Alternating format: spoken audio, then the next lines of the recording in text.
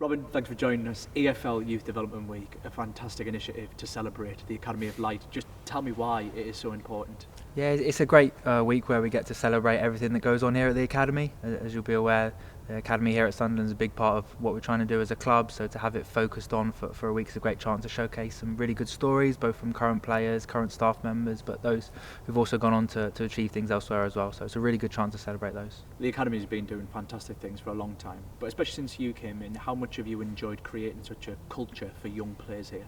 It's been fantastic. I mean, the reason I chose to come here was because of the historic nature that the Academy had in producing players, not only for this club but for this country. We've had some fantastic graduates, so part of choosing to come to North East was the law that the club had. So it's been great to be a part of that and being able to bring my own stamp to it, along with a great team of coaches and MDT staff across the board. We all act as a really good team to provide these kids with the best opportunity to develop. The staff and all of the hard work that goes in is certainly reaping the rewards for that. We've seen the amount of players that are now making that step to whether that's the 18s, 21s, and now the first team.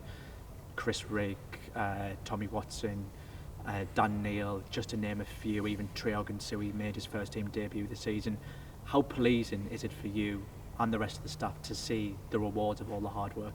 Yeah, it's fantastic. It's why we exist as an academy, really, to create opportunities for our young players to go and achieve these things. I mean, results are one barometer of success, but the real meat of what we're trying to do is produce players and give them opportunities in the first team. So to see the examples that you mentioned there are fantastic, not only for the players, their families, but for the staff members, both current and past. We forget some of these kids have been here since they were 8 years old, which was up to 9-10 years ago, and a lot of us weren't in the building at that stage, so it's important to recognise the contribution that staff, both present and past, have made on these players' journeys. You mentioned it there.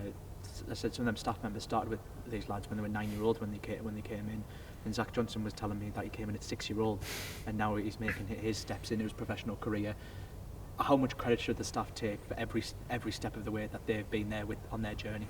Yeah, an immense amount of credit. Like, the players and their families do a big part in it, but the staff are the ones who set the environment over, like you've said, 9-10 years. So it's really important that staff get the credit that they deserve, not just the coaches, but like I said, there's a whole team behind every single player, from the medical staff, the S&C, the player care, the operations. It takes a real big team of people to put together the environment that allows these boys to go on and create great memories and become first team players. And when we're saying the likes of Tommy, Harrison Jones most recently making that step into the first team, it must be really great for the likes of our under-9s to see there really is a pathway here for me.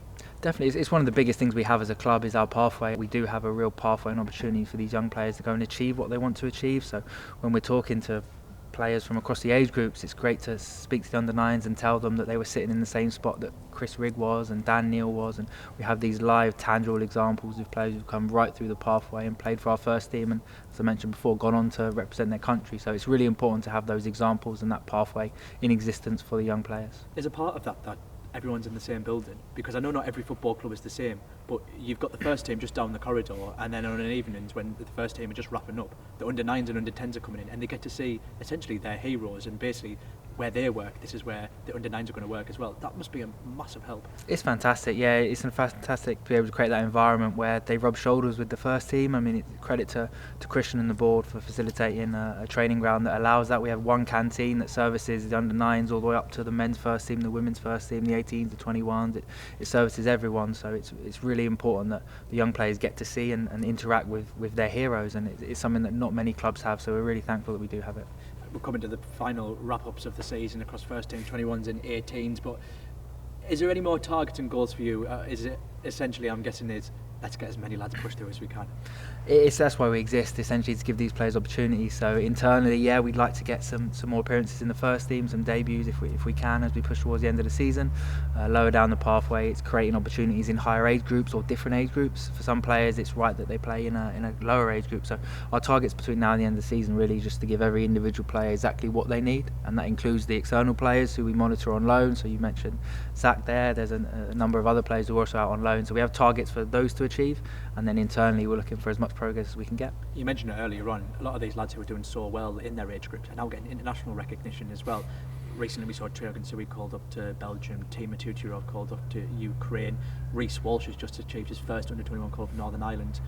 It's another pleasing thing that Sunderland are really achieving here, isn't it? It's another barometer of success, really. It's that external recognition. We're really proud of what we do internally here as a club. We're really proud of the development of the players, but to have that rewarded externally through call-ups, through recognition of players doing really well, being selected to represent not only their age group but age groups above in international levels, players securing good loans. These are all examples of external success that point towards us doing the right things, which we believe we're doing internally. So it's a good success measure and check on what we're doing.